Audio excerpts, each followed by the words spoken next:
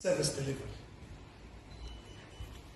You will notice as we speak throughout the week, the focus will continue to be about the people that we serve. Very, very important. As public servants, what we are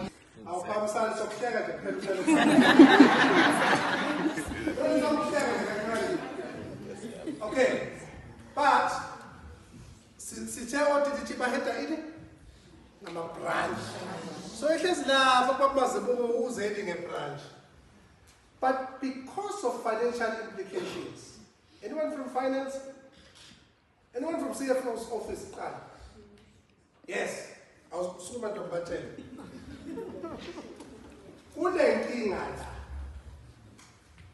would bat way bad. It is safe what the Parliament, a shantet. The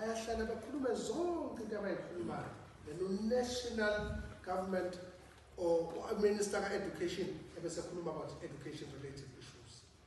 MEC or education Parliament is the best head office who can't have policy, who can't have programs, who can't have